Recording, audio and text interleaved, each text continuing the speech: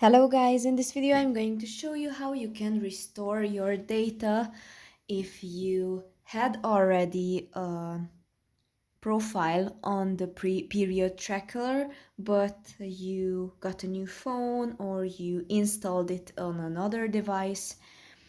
So if you open the app, then you will have here this option to start as a new member or restore your data, and you have to enter here in your Google account,